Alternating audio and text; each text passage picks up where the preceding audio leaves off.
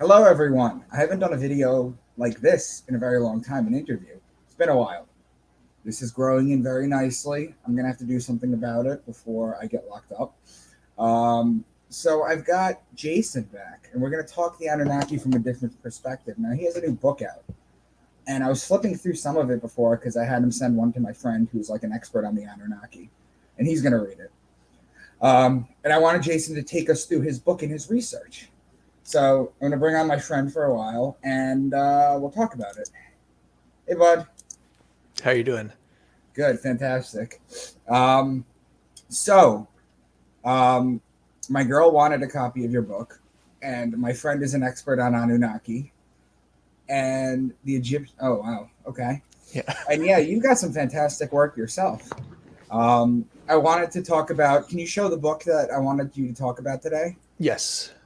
The Gates of the Anunnaki. So give us a brief synopsis of it and what you're looking to intend to do. Sure. I mean, it's strange in this day and age, especially in these communities. Just the word Anunnaki brings up some strange things. Mm-hmm, mm-hmm. There's a lot of very strong perspectives of what the Anunnaki is. Many people are they kind of grew up with the Zachariah Stitchin model of basically the ancient aliens coming to the Earth, spaceships from Nibiru, and all these things. So there's a lot of too when it comes to Sitchin, because a lot of people don't like him, but Jordan Maxwell was always defending him. So I'm wondering what Jordan knew. I don't know if you knew that, but I'm wondering what Jordan knew that the rest of the world didn't, to be honest with you. But you're absolutely right. It's the same song and dance, the creation story, the mining for gold, Enki and Enlil, the same thing. I want a new view on it. I want to see if we can pull something else on it. And our work kind of overlap a little bit, so I think I'll be able to help you out. So let you just jump right in. Sure. Basically, I went back because I grew up with Stitchin. All right, I grew up with Jordan Maxwell as well, so I have all these opinions basically ingrained in me. So I always just thought the Anunnaki were exactly what were described. Mm-hmm. And based on my other work, with the Egyptian postures, astrogenesis, Mm-hmm. I've kind of been steered down this kind of very mystical path, and kind of seeing the allegorical side that it's basically astrology. And this is where we connected, because we're always talking about the allegories and the metaphors in these ancient texts. Basically, I started to go back and read the translations myself. Mm-hmm. I was doing a book, I'm still writing the book, Salute to the Moon, and I wanted to look at the ancient moon god Nana, which is the oldest moon god. And in fact, the moon god from Sumeria had more authority than the sun god. In fact, he was the father of the sun god, so the moon was above the sun in this ancient religion. Just out of curiosity, is this where the Jews pull their lunar calendar from? It's exactly where it is. And in fact, in Akkadian times, the Nana's name changed to Sin. So it was the moon god Sin. Right. And this we talked about Sinai being Sin Ai, the mountain of the moon god. That's right. Right. So originally, when you go back to Sumeria, it's Nana, which sounds like a woman's name, but it's really the male god. And there's this very ancient tablet text called the Hymns of Nana. And it basically is talking about how Nana is the shepherd.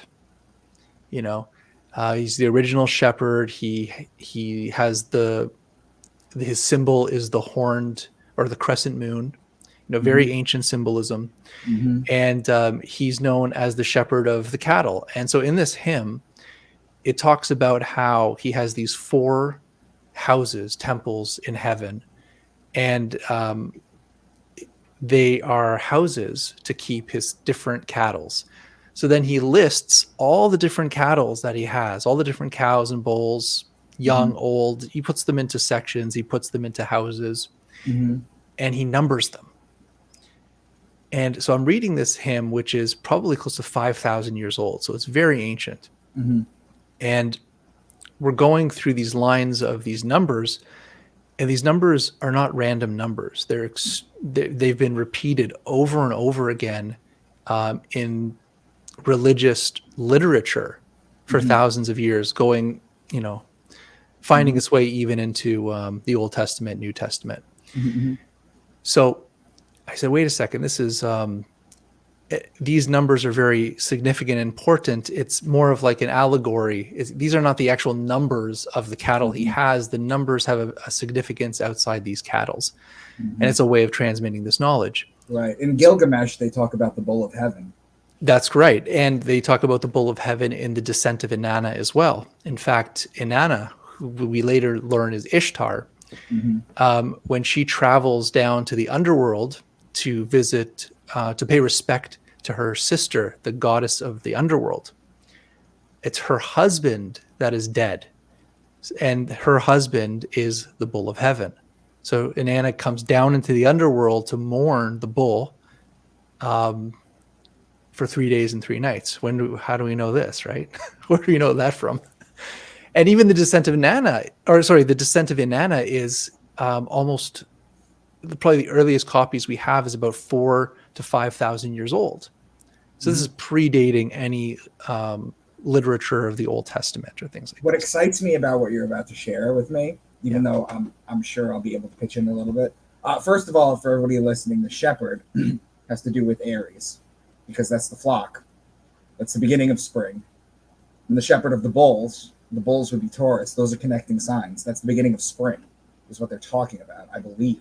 What interests me so much about what you're about to talk about is I'm so used to seeing breakdown pictures at 23.5 degrees that I feel like this is something completely different. So I'm so excited to hear about this.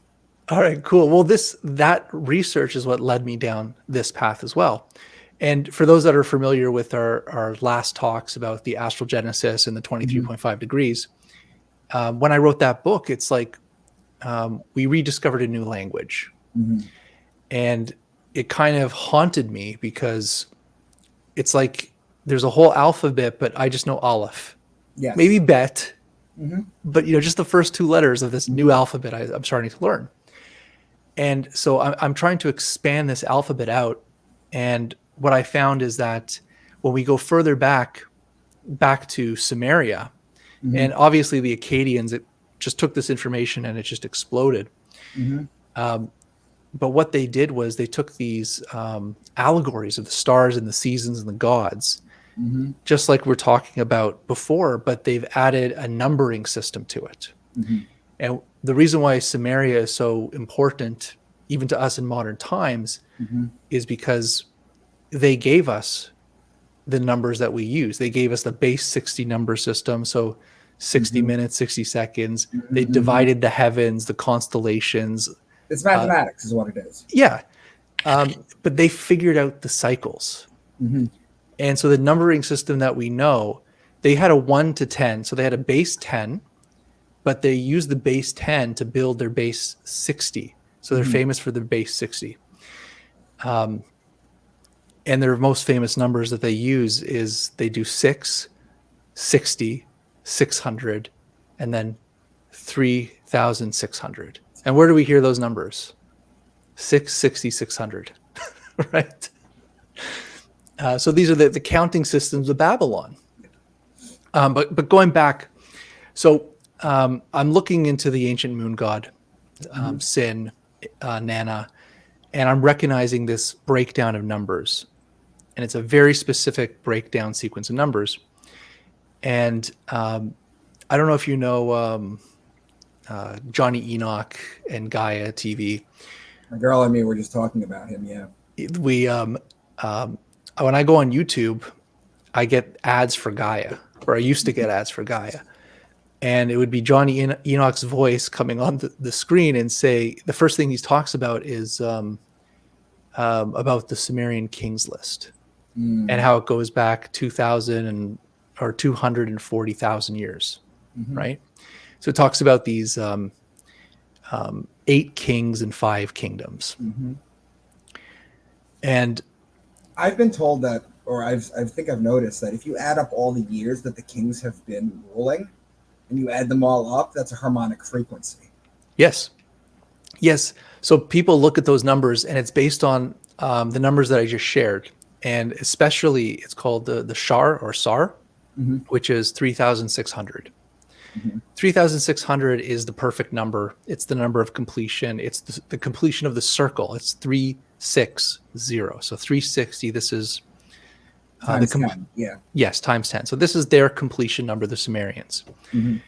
And the King's List and is in a specific numbering system based on 60, 600, and 3,600. So all the numbers kind of add up to using those.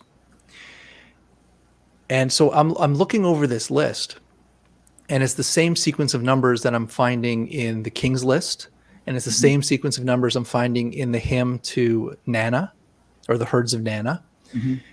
And in other texts, the same numbers keep showing up. And it's like, you've heard these numbers before, like, let's say like 72, 432, 144, 108, like 111 maybe even. Not 111, but like 2,160, 25,000. One zodiac sign, right? Right. 25,920. That's the great year. Right. So all of these numbers, and the book contains all of them. It's a long list of different numbers. But they have very specific meanings, and they're repeated over and over again. So I started looking at the King's List, and instead of, in my mind, I don't see them as years, like, because I know the Bible and everything, they say, these kings, they lived, one of the kings in the King's List lived 43,200 years. So 432, right? So in my mind, these are allegories of numbers. They're not telling us the age of these rulers. They're teaching us about cycles and scales and basically a fractal mathematical sacred geometry equation. And so what I did is I went back into all these tablets. Instead of going into like Zachariah Stitchin's stuff or anybody else's work, basically took the numbers, took the tablets, and just kind of took the historical translations and broke it down in a way where it shows the astrological side of it. So like the stuff that shows up over and over again in Egypt and the Bible, and in Greek and Roman times as well. And these numbers are not just measurements of time, but they're scale. So for example, let's say like a number that keeps showing up is 7,920, right? That number just keeps coming up. And the Earth's diameter is 7,920 miles, right? And that's just one number. These people, they weren't using Doppler, they weren't using NASA, or if you whatever with NASA, but they weren't using any of that. They had a stick and a shadow, and that's how they figured all this out. Exactly. So that's the thing that's, that's what makes these type of books and this research so exciting, is because I can keep going further and further back in time and keep tracing this knowledge, going to different communities, going back into the ancient Neolithic. And it's the start of the first language, which is Sumerian. You get the Proto-Cuneiform. You get the numbering systems that we still use today, the angles and geometry. So I keep going through these old tablets. One of the most amazing one that people know of is the Epic of Gilgamesh. And it is probably like my favorite story next to the Descent of Inanna. I'll have to send you my astrology breakdown of Gilgamesh. Yeah, and like, when I was going through it, and they're talking about the Bull of Heaven, and Ishtar is upset that Gilgamesh turns her down. So she asks Anu for the Bull of Heaven to kill him. And so the Bull of Heaven comes down, and NDQ basically grabs the bull by the horns, right? Tells Gilgamesh to slay him with the sword in the neck. And you can see that exact same thing playing out in the heavens. You have NDQ becomes Orion. No, sorry. NDQ becomes the constellation above Taurus. I'm trying to remember the name of it. Aruga. Okay. It's on the tip of my tongue. But anyways, so he's holding the horns of the bull, and Gilgamesh is Orion, basically killing the bull. And then Endiku becomes so upset he rips the bull's legs off, or the bull's leg, and throws it at Ishtar. These are all astrological motifs about the dying of winter and coming of spring and summer. So even in the Epic of Gilgamesh, there are these incredible motifs and themes which we go through. But one of the most amazing things in there is there's two very important numbering systems that they put in the Epic of Gilgamesh. And one is when they defeat Humbaba in the sacred cedar forest. And NDQ tells Gilgamesh to cut down the sacred, basically Axis Mundi tree right on the mountain. Correct me if I'm wrong, but doesn't NDQ die and Gilgamesh goes to find him? No. Well, he does. He does die. Right. And the point is that they disrupted heaven. They disrupted. Right. They disrupted the order of creation. They went against the gods. So basically, Enlil sentenced him to death. Basically. Sorry. It's okay. And he goes to Gilgamesh goes into the underworld to meet his ancestor Utnapishtim. Said it correctly, actually. Utnapishtim. And because Utnapishtim was given eternal life, and because Gilgamesh is a demigod, he was a 2/3 god, 1/3 human. He would die, just like NDQ. So when his best friend dies, he has this kind of crisis in his life where he knows that his fate is death, basically. So he goes to the underworld. This reminds me a lot. I don't know if you can make this connection, but this reminds me a lot of Achilles. Yes, these are like of course. It really, there's a lot of reflections in this epic to so many different things. And this goes into the story of Noah, which is Utnapishtim. So he goes to visit Utnapishtim, and he wants to know how he can get eternal life. And he basically gets told that the reason he has eternal life is because the gods gifted it. But he tells the story of the flood. And he tells the story that Ea, or Enki, tells him how to build this ark. Now, when he gives... do you know what Ea means in Middle English? What's that? Water. Yeah. And he's the god of water. Because in Samaria, they only had 2 seasons. They had winter and summer. And so it would be the wet season and the hot and dry season. And Ea, or Enki, would be the wet season. And in fact, and I know I'm jumping all over the place here, but if you look at the boundary stones of Babylon, and basically they have these gates of the gods on them. They're called kudarus. And Enki is depicted as the goat with the fishtail. The goatfish, yes. Yes. So he represents the wet season, which is Capricorn. So that's his gate, the gate of the god of Enki. And then the male is Aquarius, and then the fish is Pisces, 3 signs in a row. Right. So this is all there, found in this part of the world. And I believe this is where all these other places basically took that information and expanded it in their own way. But going back to Gilgamesh, when they're in the forest, he tells them to cut down a tree and then build a gate or build a door. Mhm. And that door has a very specific dimension. It's 72 cubits by 24 cubits, Mhm. right? Do you know the conversion rate for cubits? Because they use the same thing in the Bible too. 1.728 Okay. feet. But here's the beautiful thing. What's 72 times 24? It's 1,000. Here, I'm just going to double check that. Mhm. 24 times 72. Yeah, it's 1,728, Mhm. which is the cubit number.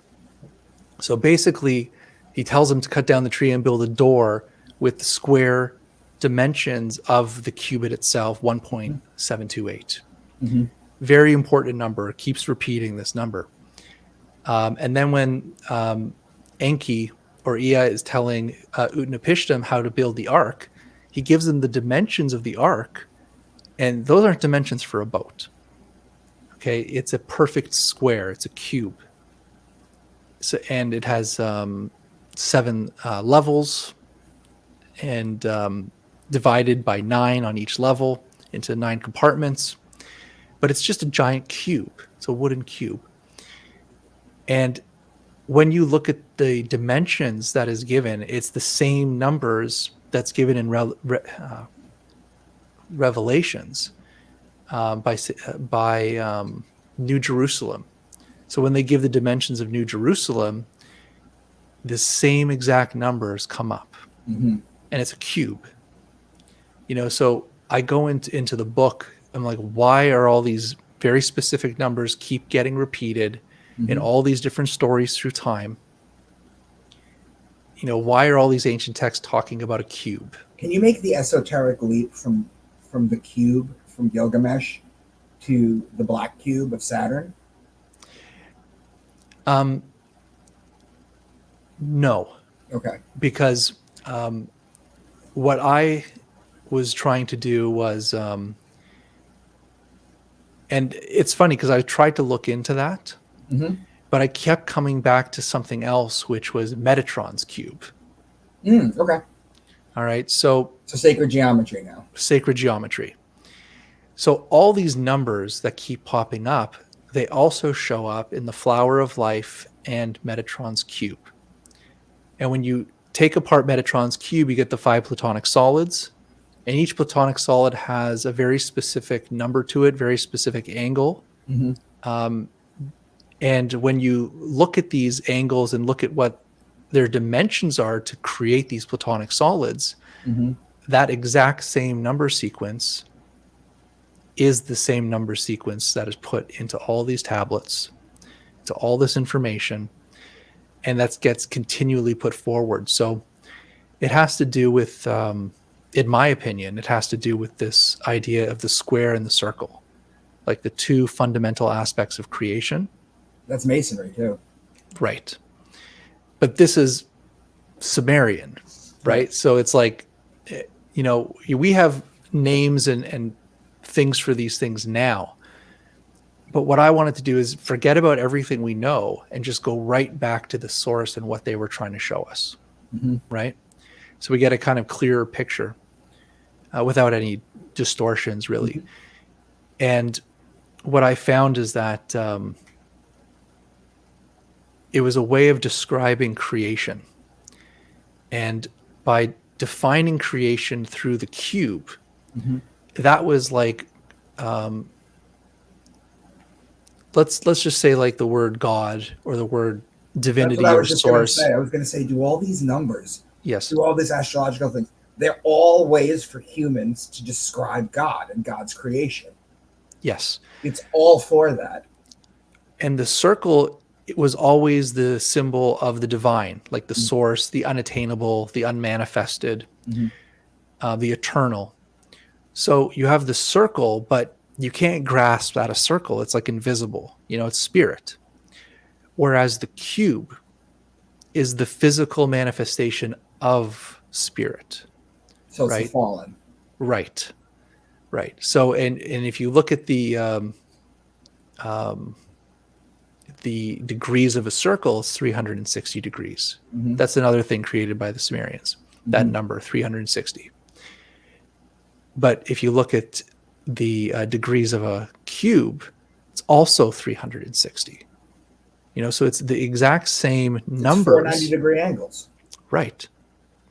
So it's the same numbers, but one represents the divine unattainable and one represents the manifested material. But they're both reflections of God.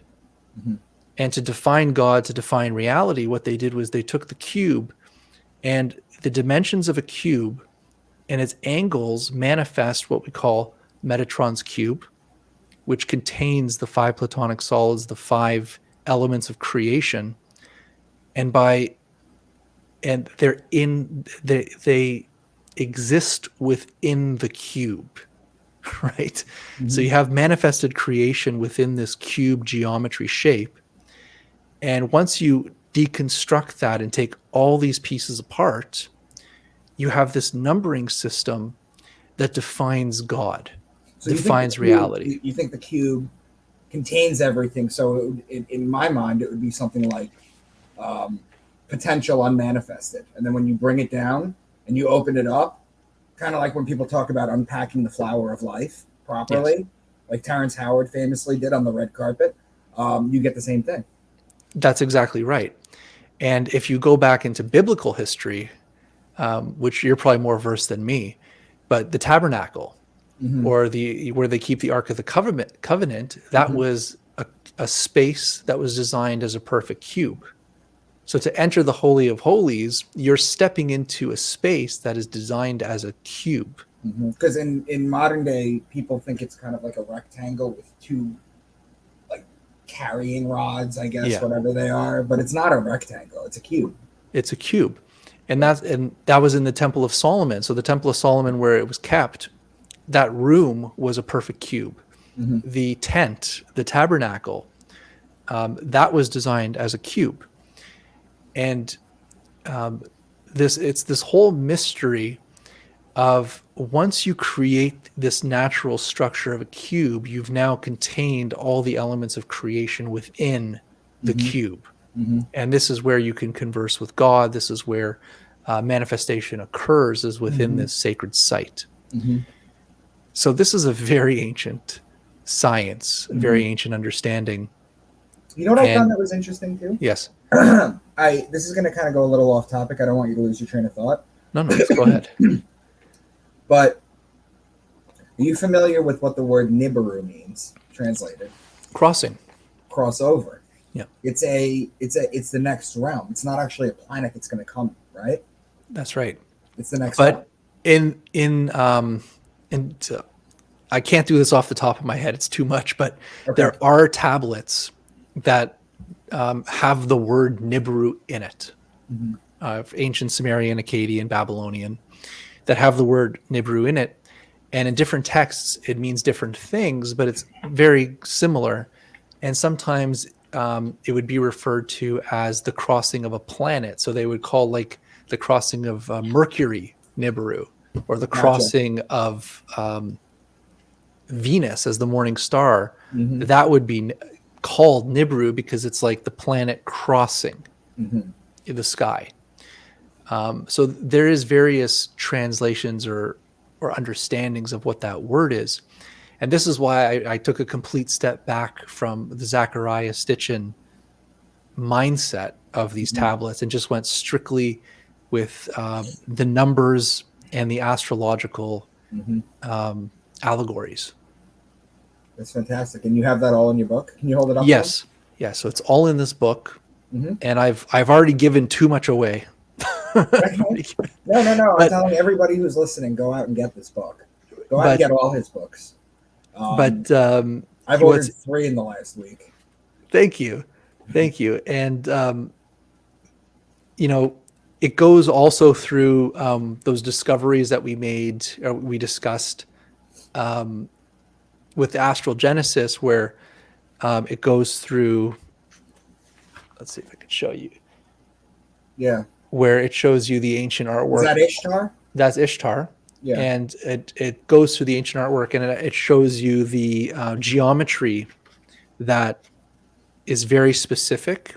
Mm-hmm. And so this was a little review of, showing that these ancient peoples knew that the tilt of the earth was 23.5 degrees Mm-hmm. thousands of years before um, we're told it was Isn't discovered. 23.5 also the Tropic of Cancer and the Tropic of Capricorn? Is it 23.5?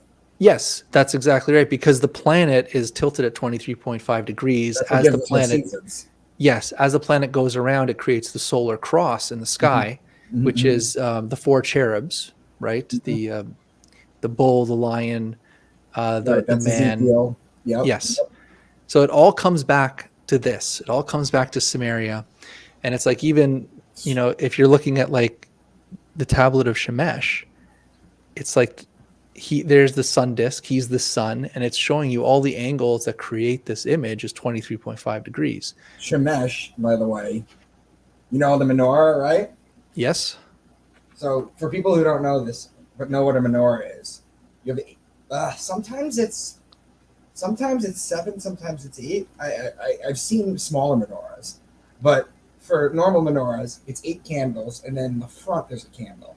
That's called the shamash. It represents the sun. What you would do is you would light the front candle and then use the sun to illuminate every other candle. That's shamash, which comes from shemesh. Yes. So there's this very deep connection and tied from the Chaldeans, the Babylonians, the Akkadians. So basically, northern Mesopotamia. Sumeria is southern Mesopotamia. So you have this kind of movement of knowledge from Sumeria going up to northern Mesopotamia and then down through the biblical lands and through Egypt. Mm-hmm. So you get a lot of this crossover of, like, again, Shamash is in the Bible. Mm-hmm. We use that word a lot. And that was the name of the Akkadian sun god. Before that, his name was Utu. Do you think any of these ancients, if they knew we were going to be taking all these stories literally as a society, do you think they would have just, instead of encoding it as poetry, do you think they would have just told us to avoid all this? No, I don't. I You think think it's that, privileged for those who seek information? yes, I think that they have to be available to every level of reader. So Mm-hmm. it's just like the stories you tell your children, Right. and then same with like Kabbalah. It's like once you get to the age 30, then you say, okay, we can start to teach you these numbering systems. Well, that's because Saturn returned. That's why Jesus starts teaching at 30. David becomes king at 30. Ezekiel 32:30 is his vision of God. Everything is 30 because Yes. that's your Saturn return. Everything has this mirror to the divine, which was the movements of heaven. Mm-hmm. Like, even, why is 33 so special? You could say, okay, you got 33 vertebrae. That's great and all. But did you know that there's a cycle of the moon and the sun, that the moon and the sun come into alignment every 33 years? They cross each other perfectly. So there's all these different cycles that are very important. I think I'm overwhelmed and blown away by the amount of time it must have taken everyone to figure it out, because you've got to wait at least one great year to be able to explain it, no? You would think. I don't know how they did it, because again, I can't remember off the top of my head who was the person who did this, but someone in ancient times was looking at old star maps, Mm-hmm. and then they looked up and they saw that the calculation was off. Mm-hmm. And they said, why is the calculation off? And they realized that the stars move 1 degree in the heaven every 72 years. Correct. So think about that. It takes 72 years of observation for the sky to move 1 degree. How you can't Which see that. is, surprise, surprise, the average lifespan of a human, or at least a male. Females, I think 77, or it's getting closer to 80 now, but still. And this is why 72 is the number of God. The names of God. It's this completion of a cycle. when you're talking 72, like the 72 virgins in Muslim, what you don't in Islam, what you don't realize is that there is a star that borders Virgo called 70 Virginis. So that's the 70, and then Virgo would be 71, and then your 72nd is the virgin that you marry on Earth and have a family with. And now people are going to tell me, I know the comments are going to come, they're going to tell me that Islam allows you to marry multiple women. They're polygamists. However, what you don't realize is that the caveat to that is you have to be able to support them all. You can't just have a harem in your house, in a shack. That's not how it works. You have to be able to support them all, which many can't. So the more I learn, Jason, they're telling the same exact story through history. And we're like the only ones talking about it out there in the internet. You know what I mean? It's very frustrating because I think I made this joke with you before, is that as I'm going through these discoveries of research, what I'm doing is I'm taking my audience, and instead of expanding them, I'm contracting them. Yeah. But you'll find your soul tribe that way. Yes. To be honest with you. Yes. So because you have to know a lot of foundational material to even get into what we're talking about. Right. It took me I've been studying this for over 20 years. And it's only been the last couple years, maybe 3 years, where I started to just have all these pieces just fit together. So it's taken a while. And especially this book, I can't wait to get this book into your hands, because there are coincidences in this book that once you see these coincidences, you can't unsee them. And you start to see everything through a very different belief system or perspective, because you see that not only are the cycles part of our lives, but the numbers that create the cycles are also reflected within us. It's like a giant fractal. It is. Mathematics is the law that governs the universe. Yes. Mathematics is the same here as it is on the other side of the universe. So once you start to see those coincidences and see them reflected from the macrocosm to the microcosm, and then once you get that sequence of numbers, which these ancient people were trying to tell us, they were putting these numbers in everything.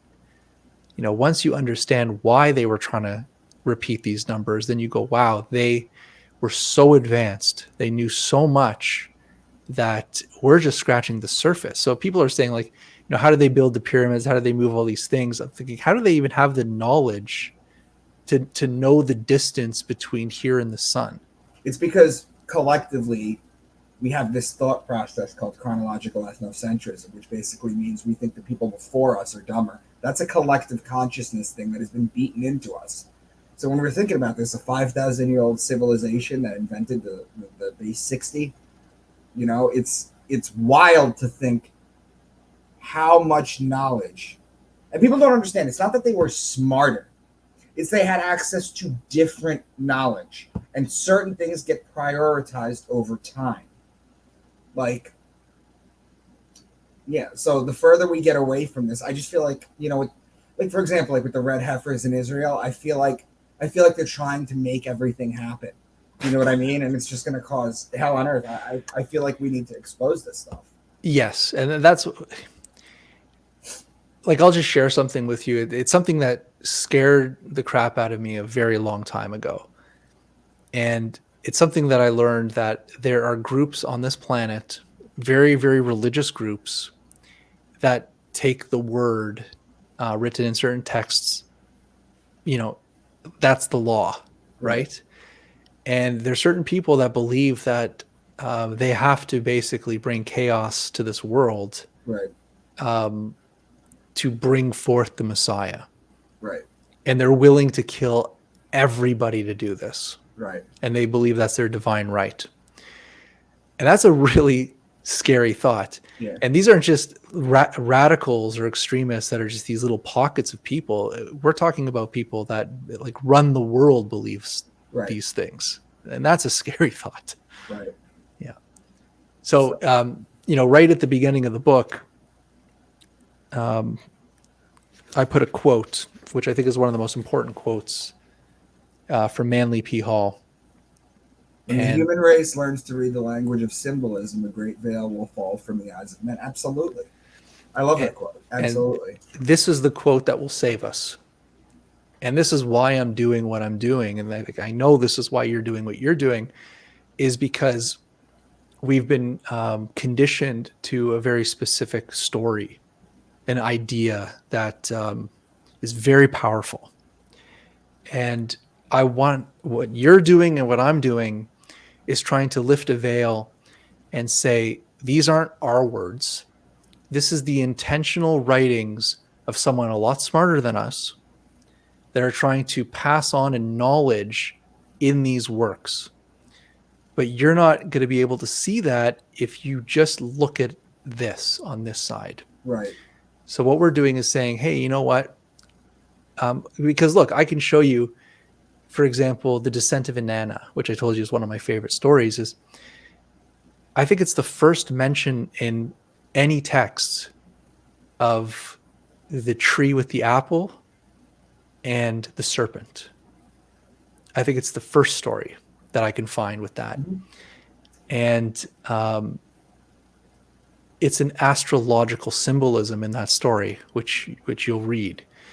But like I said, it's very interesting because the serpent was a god before he was a serpent, and he was sitting under the tree in his throne, and the demons came to take him to the underworld.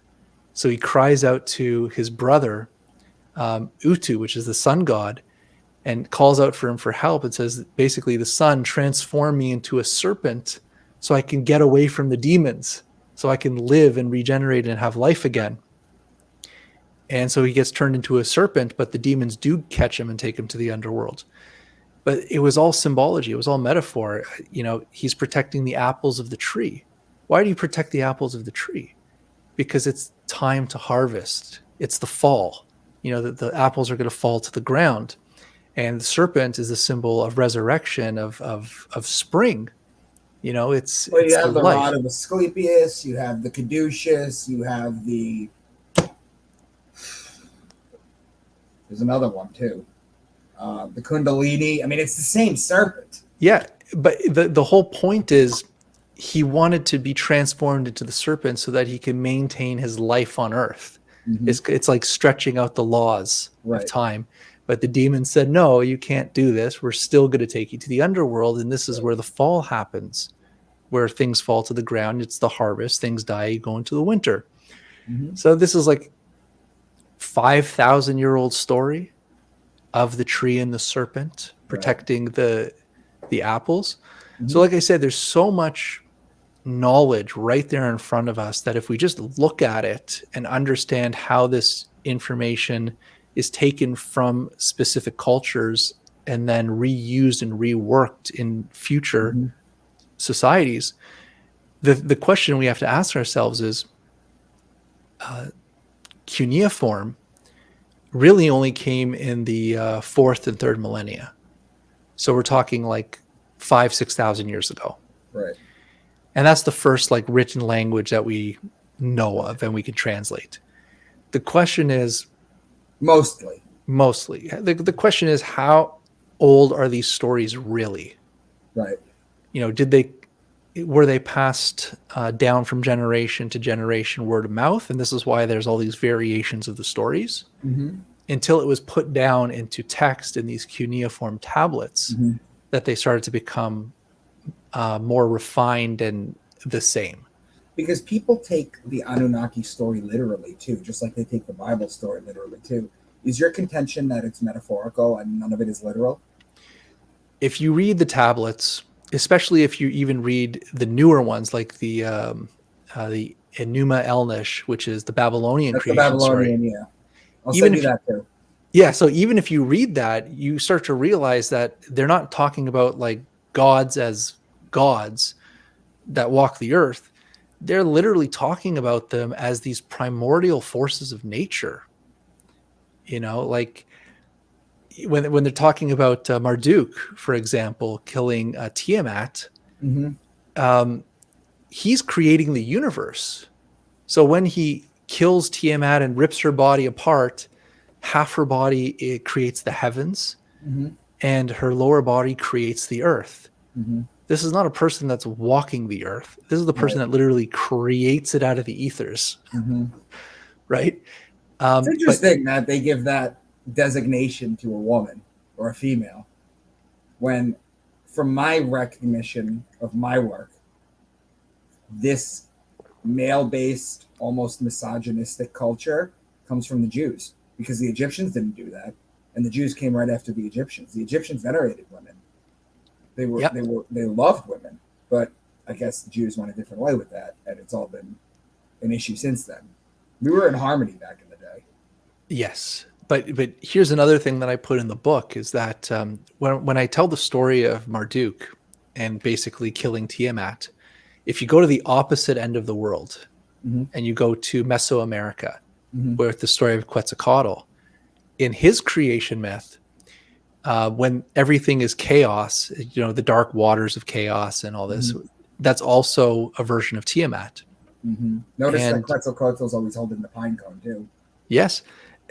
And so there's this definite connection, but even the creation story is that he has to battle the chaos, which is in the form of a sea dragon crocodile, and he kills it, rips the body in two, and the top body creates the heavens and the lower body creates the earth.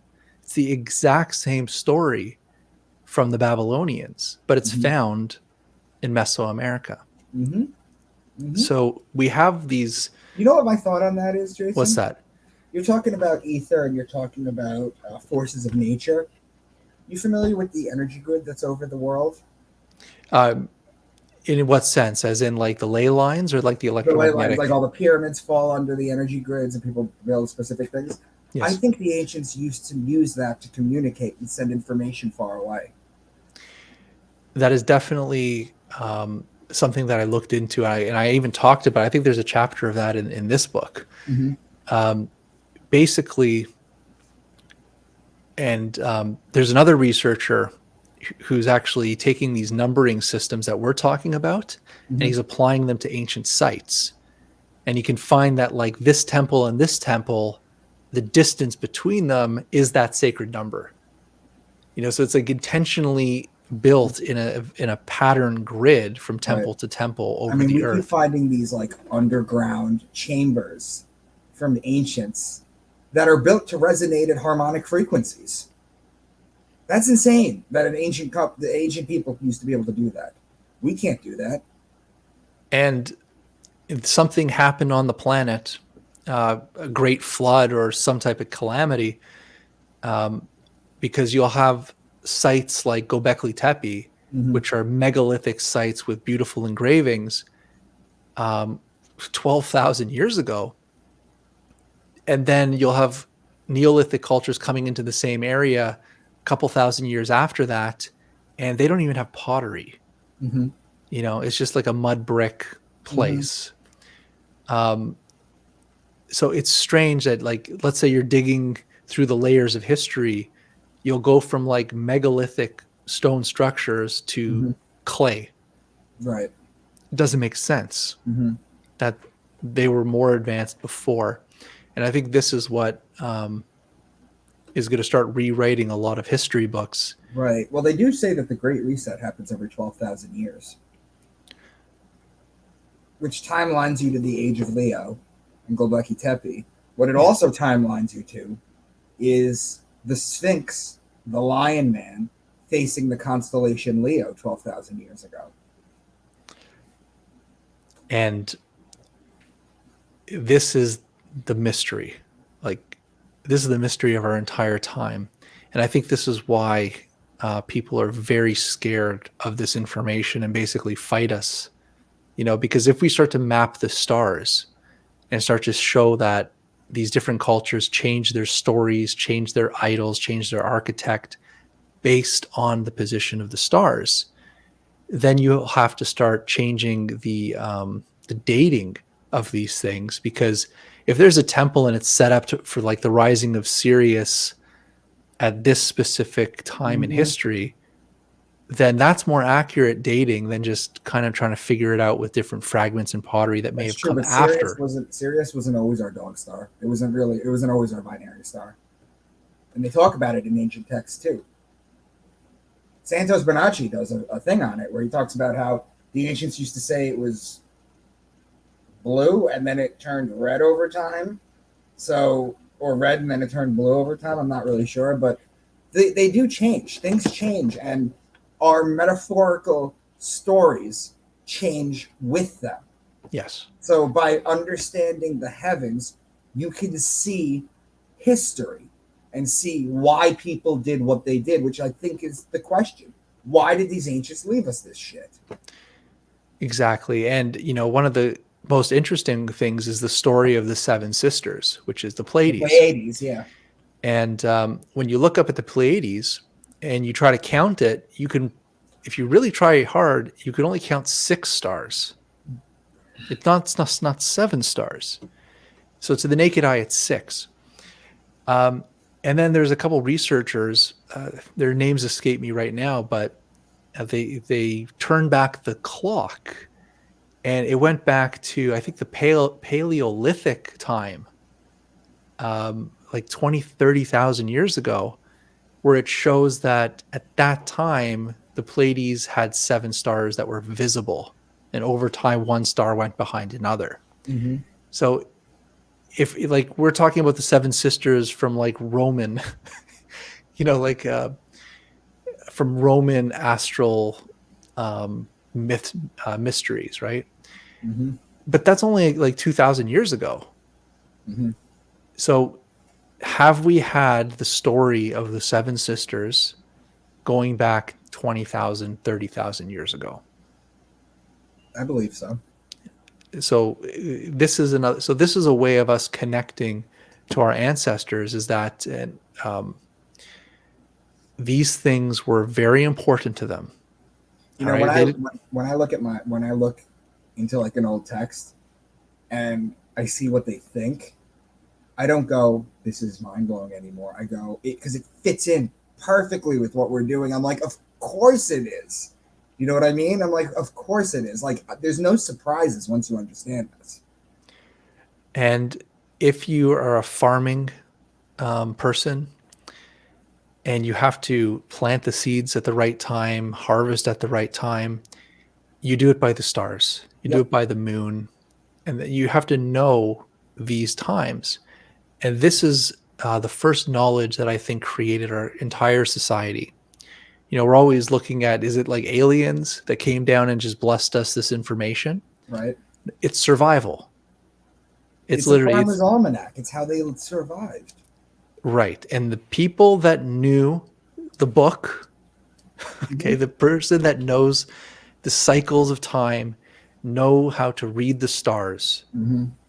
they now have control over their life. Mm-hmm. It's like a magic. So why is this group of people surviving when this group of people is not surviving? Mm-hmm. It's because they don't have that connection. They don't have that knowledge. Right. And this is also how there's been a manipulation in my mind with, like you hear stories of the ancient priests, how they convinced people they were the intermediary between themselves and God. Why? Because they'll come out of the temple and say, oh, you've been very bad because you don't listen to me. God is going to show you a sign tomorrow and there's going to be an eclipse. Yeah, that's exactly what Columbus did when he came to America to the natives. And they gave him everything, and then he murdered them all.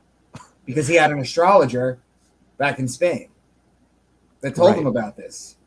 And he used it to his advantage. This is the problem with this knowledge, is if you don't get it, people will use it against you. Yes. And what's that quote from J.P. Morgan? Oh, millionaires don't need astrology, but billionaires do. That's right. Yeah, I love that quote. That's good. So that's what my path has led me. So after reading all this stuff on mysticism, all these ancient texts, really going deep down that rabbit hole, I came out on the other side with this information of the mapping of the heavens. Mm-hmm. And that was the most important thing, the most important reflection to these ancient texts. Mm-hmm. And it's so obvious. And I haven't seen your Epic of Gilgamesh thing yet, but I'm sure that when you read mine, it'll be like exactly what you said. I'm sure it will be. Because it's all the same story. It's all the same thing. It is. They just change the names, and then people believe theirs literally, and they think that the previous people were idiots. And the whole thing is just frustrating, to say the least. But we're making progress. Yeah. And I even think the Epic of Gilgamesh is one of the first versions of the Garden of Eden story. Mm-hmm. And basically you have NDQ being thrown into the forest, and he doesn't know he's a human. He doesn't know he's a god. He sees the animals around him and he becomes an animal. Yep. You know, and basically he's drinking from the streams, eating from the fields. Mm-hmm. And the only way to get him out of the forest was to send the harlot to be naked on the other side of the waters to draw him out to have sex with him. Mm-hmm. You know, and once he crossed the waters, which is symbolic of going from one world to the other, he has sex for 6 days. And by the 7th day, he's completely depleted and he needs to rest. You know, it's this days of creation thing. Yep. And then he goes, okay, you know, thanks for the 6 days of lovemaking. I'm going to go back to my animal friends in the forest. Right. And they run away from him. And he realizes that he now has knowledge of the world and he can no longer enter back into the forest. Mm-hmm. So it's like the same motif. It's Adam and Eve. Yeah, that's right. But thousands of years before. Mm-hmm. So it's amazing that like this should be required reading for people that study the Bible. Right. Because you're going to sources of where this knowledge first entered into the consciousness of these people that decided to take this knowledge and rework it into their theology. Because that's what all these other religions did. If you go into the Romans, the Greeks, the Hebrews, the Egyptians, the Akkadians, Babylonians, it's all this epic tale of the gods and the heavens and the creation of mankind with different names, different locations. Mm-hmm. But you're even going to find the same locations like Mount Hermon in Lebanon. That is repeated in Gilgamesh. It's repeated in the Book of Enoch. It's repeated in the Bible and Revelations. Like this, they keep using the same places. Mm-hmm. So it's amazing to see this connection. Cool, man. So we're coming up on an hour right now. So Jason, I want to give you a couple minutes to share where you could find your stuff, and give you a couple last words. Sure. I have 3 books. They're all related. You can see the evolution of the writing. It all started with this, The Egyptian Postures of Power. And from there, we got the book Astral Genesis. And from Astral Genesis, we got the new book, Gates of the Annunaki. And all of these books can be found on Amazon very easily, just by typing in the titles or my name. Or you can find my personal website, which is thecrystalsun.com. And that's it. Thank you very much. Where are you on social? I'm mostly on Twitter at Jason_Quitt. And you could also find me on Facebook and Instagram if you look up Jason Quitt. Jason, man, thank you so much for coming on. This has been amazing. I can't wait to dive into the book. I'm very excited. I'll be sending you my notes. I also texted you my Gilgamesh video. It's not too long, but shoot me a message. Let me know what you think. For sure. And I will talk to you soon. Thanks for coming on, man. All right. Thank you very much. Thanks.